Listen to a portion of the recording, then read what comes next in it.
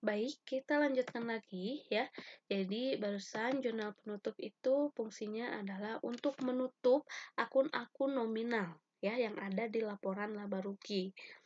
Nah, ketika ditutup nanti saldonya harus nol, jadi harus dinolkan saldonya ya karena di sini untuk laba rugi itu kan sudah dihitung ya. Kita sudah peroleh nih labanya 6.955 dan ini pun sudah dimasukkan ke dalam modal ya di dalam ke dalam perubahan ekuitas atau modal sehingga yang di sini akun-akun yang sifatnya nominal atau yang ada di laporan laba rugi itu harus ditutup ya harus dinolkan sehingga yang tadinya saldonya di kredit itu harus dibalikan atau dilawan arahkan ya jadi yang tadinya di kredit supaya nol berarti kita harus di debit ya jurnalnya. Itulah fungsi jurnal penutup yaitu untuk menutup akun-akun nominal ya yang ada di laporan laba rugi sehingga nanti sesuai dengan yang sesungguhnya dalam menyusun laporan keuangan ya.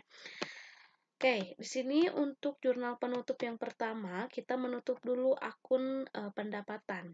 Di sini akun pendapatan adanya di kredit, saldo normalnya di kredit. Sehingga untuk menolkan atau untuk menutup, kita harus debit ya. Harus debit untuk pendapatan jasa. Jadi pendapatan jasanya di debit 74.760.000. Di kreditnya kita masukkan ke ikhtisar laba rugi namanya ya. Nama akunnya adalah ikhtisar laba rugi. Oke, selanjutnya yang kedua kita menutup akun beban-beban ya. Di sini akun beban-beban bersaldo normal debit ya. Sehingga kita harus tutup, kita harus kreditkan semua beban-beban ya. Jadi di debitnya adalah ikhtisar laba rugi. Di kreditnya adalah beban-beban ya.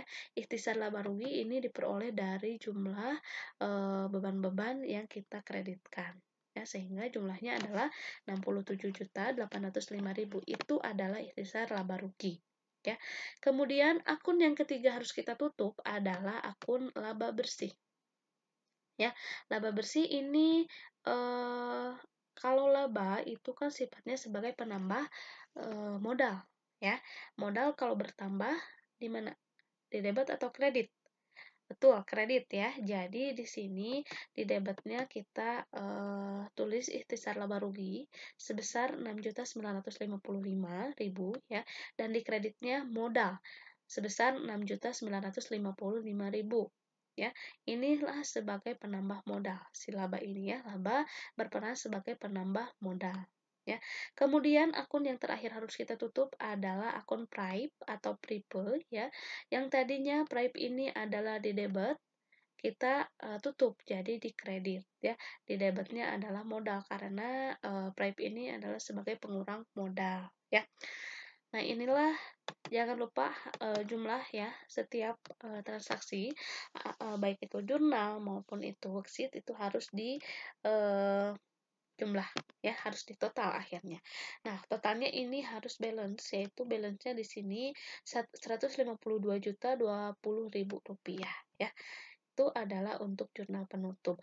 Dan yang terakhir ini ada jurnal pembalik.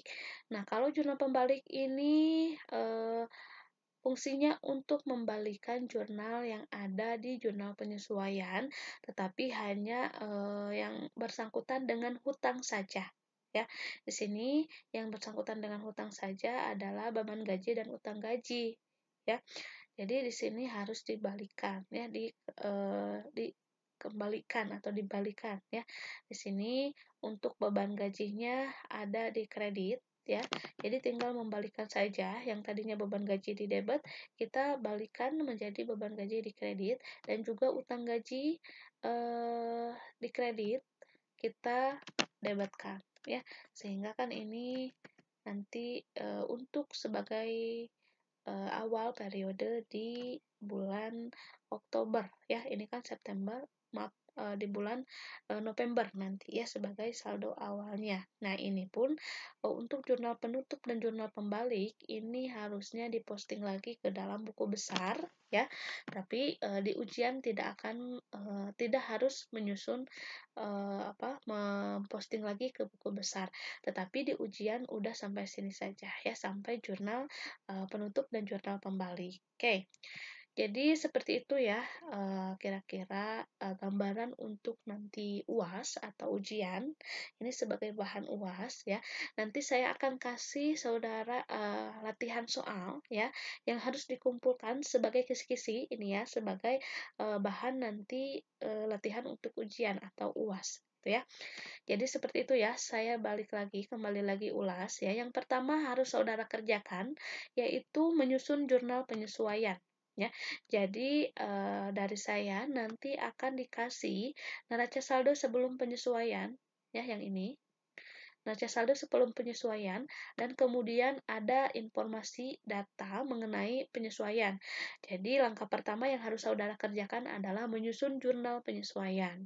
Ya, silakan itu menyusun jurnal penyesuaian dan ini silakan dipahami ya. Nanti apabila ada yang tidak dimengerti silakan boleh ditanyakan ya. Oke, yang pertama menyusun jurnal penyesuaian. Kemudian yang kedua itu memindahkan ayat-ayat jurnal penyesuaian atau AJP ke dalam worksheet. Ya, di sini ke dalam worksheet di kolom jurnal penyesuaian ya. Memindahkan yang kolom yang di debit pindahkan lagi ke debit, yang di kredit pindahkan lagi ke kredit ya. Kemudian saudara diharapkan untuk menyelesaikan di sini ya, menyelesaikan kolom-kolom yang ada di worksheet, yaitu yang pertama neraca setelah penyesuaian ya. Kemudian laporan laba rugi dan yang terakhir adalah laporan posisi keuangan ya. Kemudian setelah diperoleh atau setelah worksheet-nya penuh ya, atau setelah worksheet-nya lengkap, saudara diminta untuk menyusun laporan keuangan ya. Yang pertama adalah laporan laba rugi, yang kedua laporan perubahan ekuitas, yang ketiga adalah laporan posisi keuangan. Nah, setelah selesai menyusun laporan posisi keuangan, kita harus menyusun jurnal penutup dan jurnal pembalik ya. Ingat, jurnal penutup itu dikhususkan untuk menutup akun-akun nominal saja yang ada di laporan laba rugi, yaitu menutup akun pendapatan, beban, laba dan juga pripe atau pripe ya. Itu supaya dinolkan saja ya. Kemudian jurnal pembalik pun sama, yaitu harus membalikan yang jurnal di penyesuaian yang berkaitan dengan hutang saja ya, karena di sini ada diakui hutang gaji ya di akhir periode, yaitu tanggal 30 September diakui hutang gaji ya 475, dan di sini dibalikan ya, dikembalikan. Itu hutang gajinya berkurang sebesar 475 dan beban gajinya berkurang juga sebesar 475.000. Seperti itu ya. Jadi selesai sampai di sini untuk pertemuan hari ini ya, dan juga ini sebagai bahan UAS atau ujian. Jadi ujiannya sampai ke jurnal pembalik. Seperti itu ya. Nanti saya kasih soal. Silakan saudara kerjakan berdasarkan tenggat waktu yang telah ditetapkan gitu ya. Silakan kalau ada yang ingin ditanyakan, silakan ditanyakan. Nanti saya akan jelaskan lagi ya kalau ada yang belum dimengerti gitu ya. Untuk pertemuan hari ini dicukupkan sekian. Akhir kata saya mengucapkan terima kasih dan mohon maaf apabila ada kesalahan. Akhirul kalam, wassalamualaikum warahmatullahi wabarakatuh.